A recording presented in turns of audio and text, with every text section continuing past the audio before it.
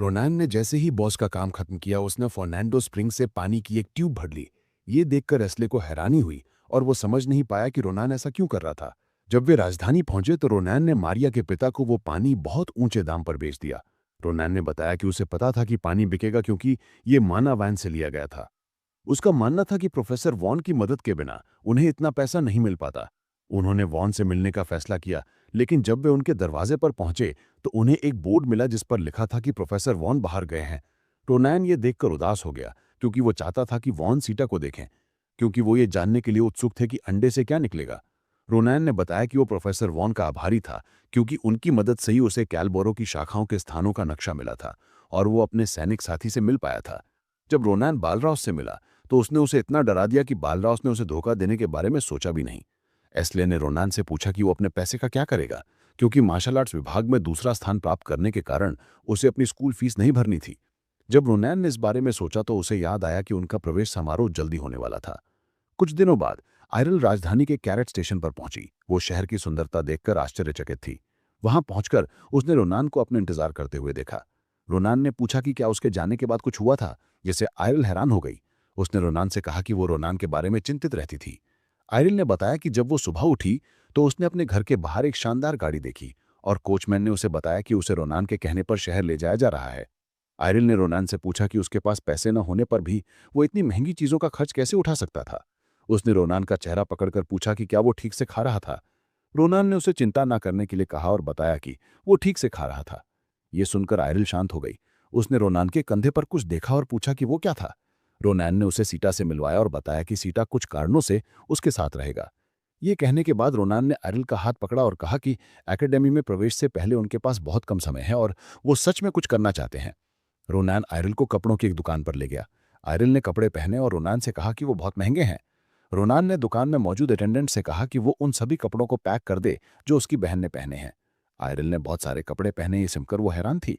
Ronan ने उससे कहा कि अब उसकी बारी है कि वो उससे कुछ ले। ये सुनकर आयरिल बहुत खुश हो गई और खुशी से चिल्लाने लगी कि उसका छोटा भाई बहुत अच्छा था। रोनान ने उसे बाहर जाने से रोकने की पूरी कोशिश की। अटेंडेंट द्वारा आयरिल के कपड़ों को पैक करने के बाद रोनान ने उससे कहा कि उन्हें उसके लिए एक नई तलवार लेने के लिए लोहार की दुकान पर जाना होगा, क्योंकि एक पागल आदमी की वजह से उसकी तलवार खराब हो गई थी। जैसे ही वे कपड़ों की दुकान से बाहर निकलने वाले थे, रोनान ने शूलीफिन को बाहर अपना इंतजार करते हुए देखा।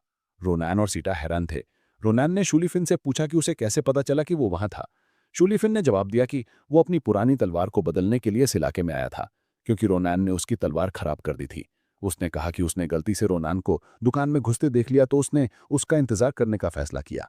रोनान ने शूलीफिन से कहा कि वो एक पीछा करने वाला इंसान है और उसकी तलवार से रोनान की तलवार से ज्यादा खराब हुई है। उसने शूलीफिन से कहा कि वो उसे दिखाएगा कि किसकी तलवार ज्यादा खराब हुई है। ये सुनकर शूलीफिन रोनान से लड़ना चाहता था। उनकी लड़ाई को आयरिल ने रोका, जिसने रोनान से शूलीफिन के साथ रूखा बर्ताव करने के लिए कहा। रोनान ने खुद को समझाने की कोशिश की, लेकिन आयरिल ने उसे पलटकर जवाब न देने के लिए कहा।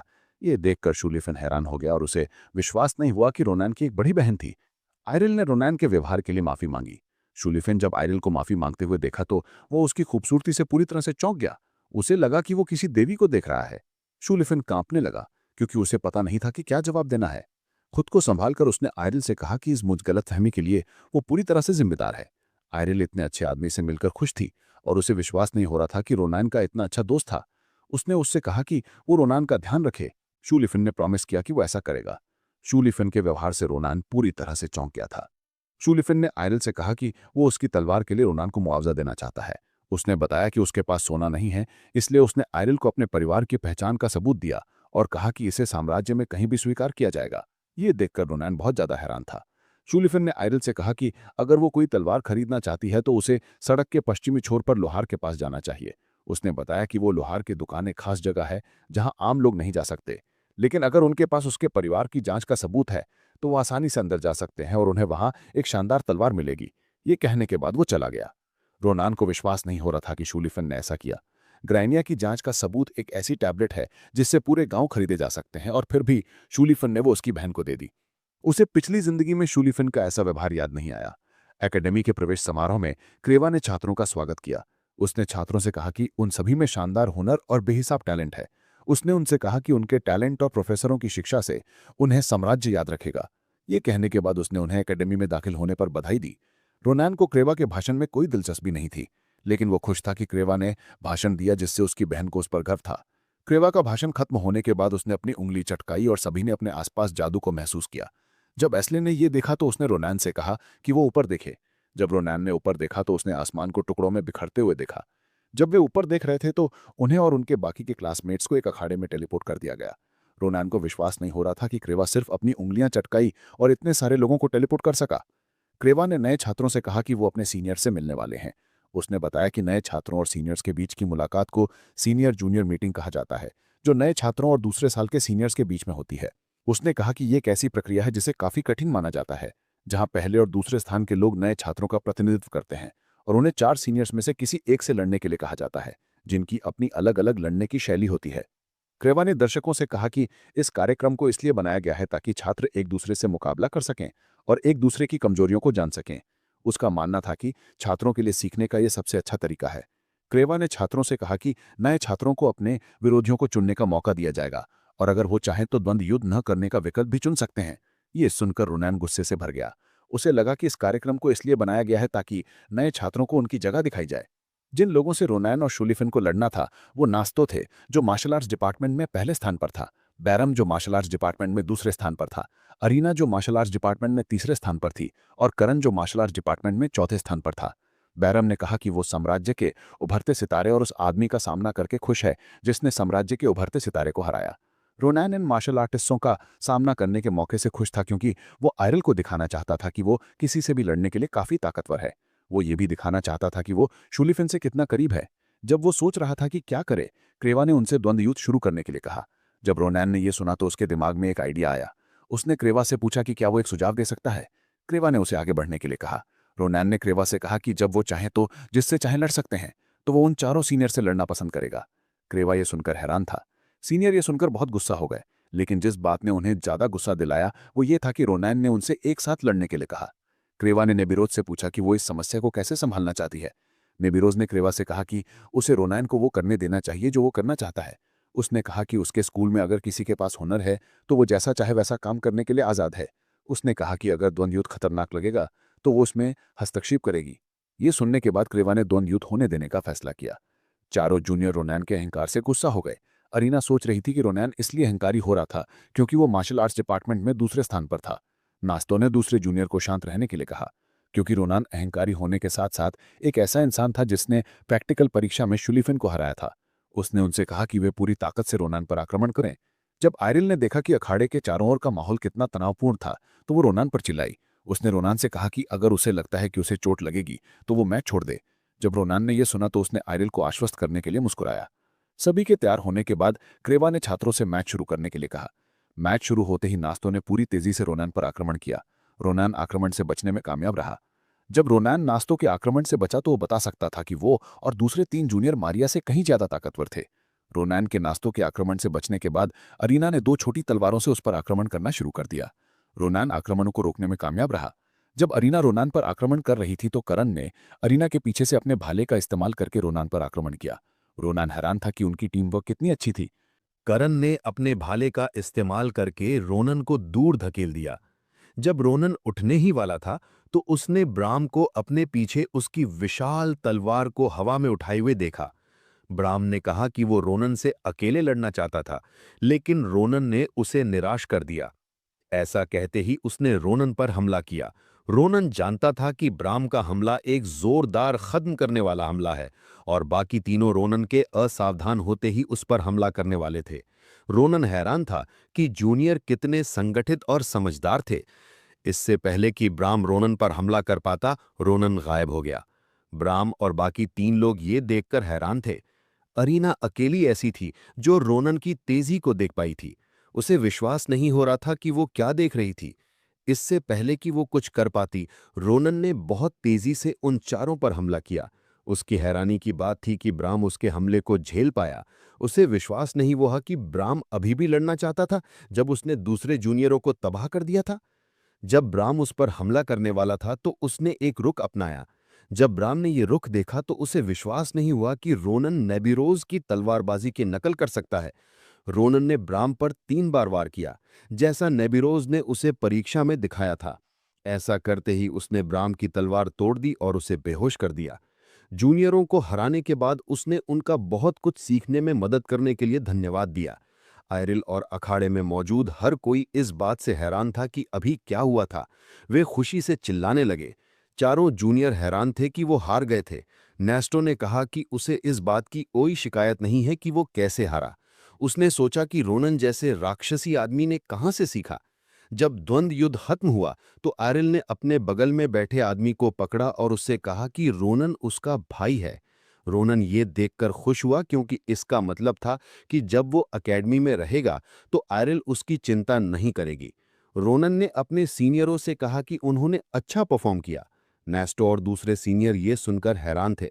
रोनन ने उनसे कहा कि वो फिलियन एकेडमी में दाखिल होने के लिए बहुत उत्साहित था, तो उसने लड़ने के लिए अपनी पूरी ताकत का इस्तेमाल किया।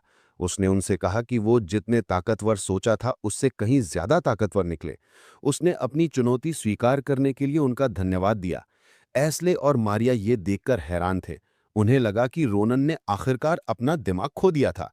रोनन ने सीनियरों से उस बेअदबी को भूल जाने की भीख मांगी जो उसने उन्हें दिखाई थी।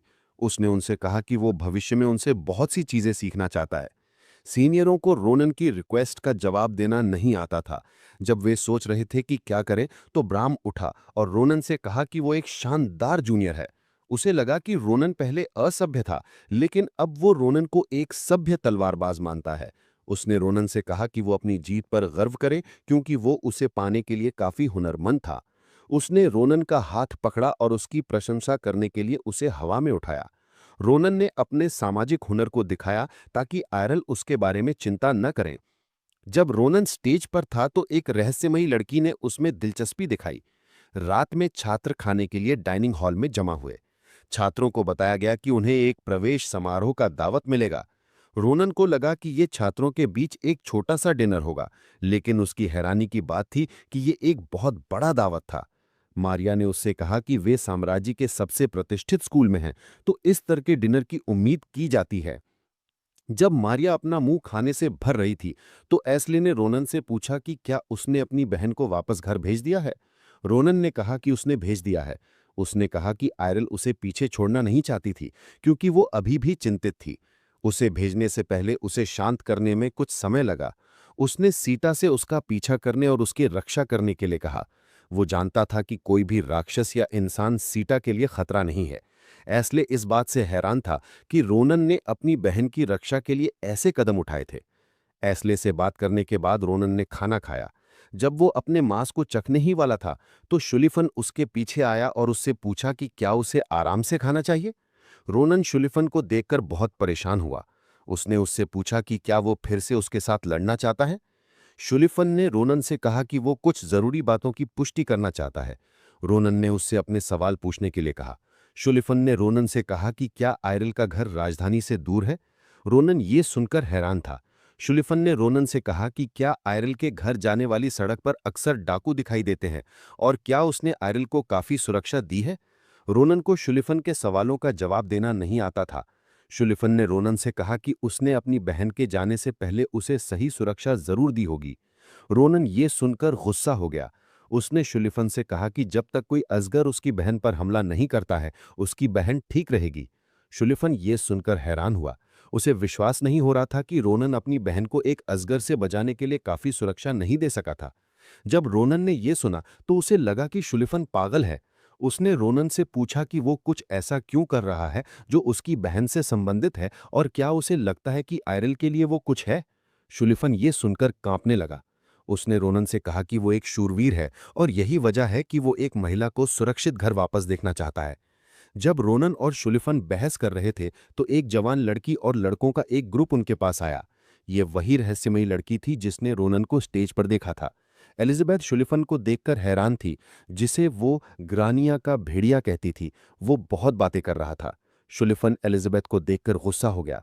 उसने उससे पूछा कि वो क्या चाहती है। एलिजाबेथ का नाम एलिजाबेथ अकालुशिया है। वो जादू विभाग में पहले स्थान पर है। एलिजाबेथ ने शुलिफन से कहा कि वो उसे देखने नहीं आई थी, बल्कि वो रोनन से बात करने आई थी। रोनन ये सुनकर हैरान था। शुलिफन ने उससे आगे बढ़ने के लिए कहा क्योंकि रोनन से उसकी बात हो गई थी। जब शुलिफन जाने वाला था तो उसने रोनन से कहा कि वो अपनी बहन की रक्षा के लिए अपने परिवार के कुछ गार्ड को भेजना चाहता है। रोनन ये सुनकर गुस्सा हो गया और उसने शुलिफन से कहा कि वो चला जाए। एस्ली ने रोनन को पकड़ा और उससे पूछा कि क्या उसे याद है कि सीनियर जूनियर मीटिंग में एलिजाबेथ ने क्या किया था। रोनन ने कहा कि उसे याद है कि वो कितनी हावी थी और उसे लगा कि एलिजाबेथ ने अपने विरोधी पर बहुत ज्यादा जादू का इस्तेमाल किया था। एलिजाबेथ ने कहा कि वो सिर्फ सीनियर को उसकी जगह दिखाना चाहती थी। उसने रोनन से कहा कि द्वंद्व युद्ध में जो हुनर उसने दिखाया वो काफी प्रभावशाली था। उसने रोनन से कहा कि वो उसे एक ऐसा ऑफर देना चाहती है जिसके बारे में उसने कभी सोचा भी नहीं होगा। उसने अपना हाथ अपनी जेब में डाला और एक बैंगनी पेंडेंट के साथ एक हार निकाला। रोनन इस हार को देखकर हैरान था क्योंकि ये अकालूशिया निमंत्रण था। अकालूशिया दूसरे रईसों से अलग हैं जो रक्त संबंध को प्राथमिकता देते हैं। वे किसी भी चीज से ऊपर टैलेंट को प्राथमिकता देते हैं। उनके पास बहुत से टैलेंटेड व्यक्ति हैं जो उनके लिए काम करते हैं। इससे वे साम्राज्य के उन दो स्तंभों में से एक बन गए जो साम्राज्य का समर्थन करते हैं। वे किसी को भी मौका देते हैं जो उनके परिवार का हिस्सा बनने के लिए अपनी क्षमता दिखाते हैं। इस निमंत्रण का चिन्ह यह हार है। एलिजाबेथ हैरान थी कि रोनन ने उससे उस चीज के बारे में नहीं पूछा जो उसने उसे दी थी। उसने रोनन से पूछा कि क्या वो इसका मतलब जानता है। रोनन ने कहा कि किसी ने उसे इसके बारे में पहले बताया था। पिछली जिंदगी में ग्रैंड कमांडर आदेशन अकालूशिया ने रोनन से कहा था कि वो हार की वजह से अकालूशिया परिवार में शामिल हो गई थी। उसने रोनन से कहा था कि जो कोई भी परिवार में शामिल होना चाहता है उसे कुलपति द्वारा एक परीक्षा दी जाएगी। अगर इंसान टैलेंटेड है तो वो परीक्षा आसानी से पास कर लेगा। उसने रोनन से कहा था कि एक बार जब वो इस युद्ध में अपने पापों के लिए प्रायश्चित कर लेगा तो उसे अकालूशिया का निमंत्रण मिलेगा कि उसे लगता है कि वो काफी टैलेंटेड है। एलिजाबेथ ने रोनन से कहा कि उसे उम्मीद है कि वो एक समझदारी वाला फैसला करेगा। उसने उससे कहा कि भले ही वो जानवरों के बीच पैदा हुआ हो, अगर वो भेड़ों के बीच घूमना जारी रखता है तो वो भी एक भेड़ बन जाएगा। ये कहने के बाद वो चली गई। एस्ली को राहत मिली कि वो उन्हें छोड़कर चली गई। रोनन हैरान था कि सभी प्रतिभाशाली लोगों में एक परेशान करने वाला रवैया होता है। उसे हार पाकर खुशी हुई क्योंकि उसे मानता था कि अकालूशिया उसके लिए मददगार होंगे। फिलियन एकेडमी एक शैक्षणिक संस्थान है जो एक छात्र की क्षमता को किसी भी चीज से ऊपर प्राथमिकता देता है। किसी के नंबर के आधार पर उनका माहौल बहुत बदल सकता है।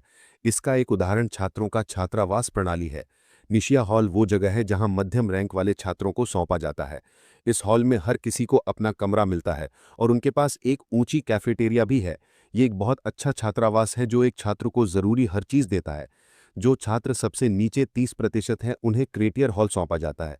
जब नए छात्रों ने देखा कि क्रेटियर हॉल कितना घटिया दिखता है तो वे चिल्लाने लगे। उन्होंने अटेंडेंट से कहा कि वे रईस हैं और वे ऐसी जगह पर नहीं रह सकते। उन्होंने एक बेहतर हॉल और कुछ नौकर मांगे। अटेंडेंट ने उनसे कहा कि इस हॉल में कोई कर्मचारी काम नहीं करता है। उसने उनसे कहा कि एक कमरे में 4 लोग रहते हैं और बाथरूम एक दूसरे के बीच साझा किया जाएगा। नए छात्र ये सुनकर हैरान थे। अटेंडेंट ने कहा कि ये उसकी गलती नहीं है कि उन्हें ये हॉल सौंपा गया था। उसने उनसे कहा कि उन्हें कड़ी मेहनत से पढ़ाई करनी होगी जब तक कि वे अगले सेमेस्टर में इस छात्रावास में नहीं रहना चाहते। छात्रों को अपनी नियति पर विश्वास नहीं हो रहा था। आखिरी हॉल सबसे ऊपर के 10% छात्रों को सौंपा गया हॉल है। इसे निया डोजर हॉल कहा जाता है। जब रोनन अपने कमरे में गया तो वो पूरी तरह से चौंक गया। उसे विश्वास नहीं हुआ कि उन्होंने छात्रों के लिए ऐसा कमरा तैयार किया है। जब रोनन आसपास देख रहा था तो उसने टेबल में कागज देखा। कागज में अकेडमी द्वारा दी जाने वाली कक्षाओं की संख्या थी। रोनन को उन कक्षाओं का चयन करने और उन्हें जमा करने के लिए कहा गया था जिनमें वे जाना चाहते थे।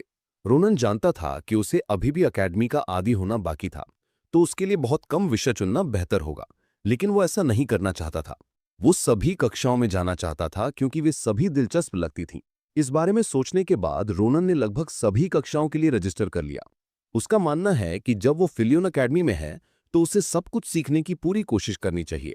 जब रोनन अपनी पहली कक्षा में गया, जो साम्राज्य की तलवारबाजी के मूल के बारे में थी, तो इंस्ट्रक्टर मिस्टर अबर ने रोनन से कहा कि उससे अब उसकी कक्षा लेने की जरूरत नहीं है। रोनन ये सुनकर हैरान था। उसने मिस्टर अबर से कहा कि उसने अभी-अभी कक्षा शुरू की है। मिस्टर अबर ने रोनन से कहा कि वो भी बहुत हैरान है। उसे विश्वास नहीं हुआ कि रोनन ने साम्राज्य की तलवारबाजी तकनीकों के सभी मूल सिद्धांतों को पहले ही पूरा कर लिया था। मिस्टर अबर ने रोनन से कहा कि वो उसे रुकने नहीं दे सकता क्योंकि इससे बाकी छात्रों का मनोबल टूट जाएगा।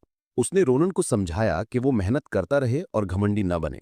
दिन में बाद में रोनन नदी किनारे बैठकर बड़बड़ाने लगा। उसे यकीन नहीं हो रहा था कि उसे तीरंदाजी और राक्षसों से लड़ने जैसी कक्षाओं से भी निकाल दिया गया है। उसने कभी सोचा भी नहीं था कि उसका स्कूल जीवन ऐसा होगा। जब वो सोच रहा था कि अब क्या करे, तभी पीछे से किसी ने पूछा, तुम कक्षा में क्यों नहीं हो? रोनन ने मुड़कर देखा तो वो प्रशिक्षक नेवी रोज थी। उन्होंने तुरंत समझ लिया कि रोनन अपनी सारी कक्षाएं पहले ही पूरी कर चुका है। रोनन ने उनसे पूछा, क्या मेरी सारी कक्षाएं इसी तरह की होने वाली हैं? मैंने तो फिलियन अकेडमी से और अधिक उम्मीद की थी। नेवी रोज ये सुनकर हैरान रह गईं कि रोनन ने लगभग सारी कक्षाएं पूरी कर ली हैं। लेकिन उन्हें ये बात सही भी लगी, क्योंकि रोनन ने उनकी तकनीक सिर्फ एक बार देखकर ही नकल कर ली थी। उन्होंने कहा, एक प्रशिक्षक होने के नाते मेरा काम है ये देखना कि तुमने सच में कुछ सीखा भी है या नहीं। इसके बाद उन्होंने रोनन से उसकी तलवार मांगी। रोनन को समझ नहीं आया कि वो उसकी तलवार से क्या करना चाहती हैं। नेवी रोज ने उसकी तलवार उसके हाथ से ले ली। रोनन गुस्से में बोला, क्या आप इसे किस लिए लेना चाहती हैं? तभी अचानक नदी में एक जोरदार धमाका हुआ। रोनन हैरान रह गया। नेवी रोज तलवार से निकले उस छोटे से धमाके से निराश हुई। उन्होंने तलवार नीचे रख दी और कहा, तुम्हारी तलवार को हथियार नहीं कहा जा सकता, क्योंकि ये अपने मालिक को ही थका देती है। फिर उन्होंने कहा, अब ध्यान से देखो कि असली तकनीक कैसी होती है। नेवी रोज ने बहुत सहजता से अपनी तलवार निकाली और एक ही वार में नदी को 2 हिस्सों में बांट दिया। रोनन अपनी आंखों पर विश्वास नहीं कर पा रहा था। जब उन्होंने अपनी तलवार वापस रखी तो उन्होंने रोनन से पूछा, अब समझे तुम्हारे भीतर क्या कमी है? दोस्तों, हम अपने वीडियो के अंत में आ गए हैं। अगर आप इस वीडियो का 5वां भाग चाहते हैं तो हमें कमेंट सेक्शन में बताएं। हमारे